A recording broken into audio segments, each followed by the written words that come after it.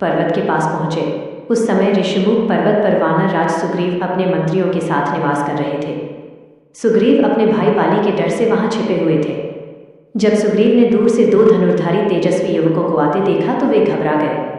उन्हें लगा कि शायद बाली ने ही उन्हें मारने के लिए इन योद्धाओं को भेजा है। सुग्रीव ने व्याकुल होकर हनुमान जी से कहा, हे पवन पुत्र, ये दो युवक साधारण नहीं लग रहे। इनके हाथ में धनुष है और मुख पर तेज है। आप ब्राह्मण का रूप धरकर उनके पास जाइए और पता लगाइए कि वे मित्र हैं या शत्रु। हनुमान जी ने सुग्रीव की आज्ञा मानी और एक वृद्ध ब्राह्मण का रूप धारण कर श्री राम और लक्ष्मण के मार्ग में खड़े हो गए। जब राम और लक्ष्मण समीप आए तो हनुमान जी ने अत्यंत विनम्रता से उनसे प्रश्न किया, हे वीरों, इस कठिन मार्ग पर आप कौन हैं? आपकी कोमल काया वन के दुखों को सहने वाली नहीं लगती, फिर भी आप महान योद्धा प्रतीत होते हैं। क्या आप ब्रह्मा विष्णु महेश में से कोई हैं या आप स्वयं जगत के स्वामी हैं?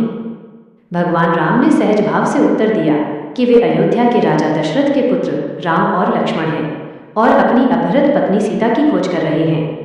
जैसे ही श्री राम ने अपना परिचय दिया, हनुमान जी के भीतर का सारा संशय मिट गया। उन्हें अनुभव हुआ कि ये वही हैं जिनका वे वर्षों से प्रतीक्षा कर रहे थे। हनुमान जी की आंखों में आंसू भर आए। उन्होंने तुरंत अपना ब्राह्मण रूप त्याग दिया और अपने वास्तविक वानर रूप में आ गए। वे श्री राम के चरणों में गिर पड़े। हनुमान जी ने गदगद कंठ से कहा, हे प्रभु, मैं तो मंदबुद्धि हूँ जो आपको पहचान न सका। आप तो घट घट के वासी हैं। आप तो स्वयं अपने भक्त को खोज लेते हैं, लेकिन आपने मुझसे पूछा कि मैं कौन हूँ। प्रभु, सेवक अपने स्वामी को न पहचाने तो आश्चर्य नहीं, पर क्या स्वामी अपने दास को भूल सकता है? भगवान राम हनुमान जी की अनन्य भक्ति देखकर भावुक हो गए। उन्होंने हनुमान जी को उठाकर अपने हृदय से लगा लिया। श्री राम ने कहा, हे हनुमान, तुम मुझे उतने ही प्रिय हो जितना मेरा भाई भरत। यह मिलन अद्भुत था। एक तरफ साक्षात ईश्वर थे और दूसरी तरफ समर्पण की प्रतिमूर्ति। श्री राम ने लक्ष्मण से कहा कि हनुमान जैसा विद्वान और व्याकरण का ज्ञाता मिलना दुर्लभ है, क्योंकि इनकी वाणी में कोई दोष नहीं है।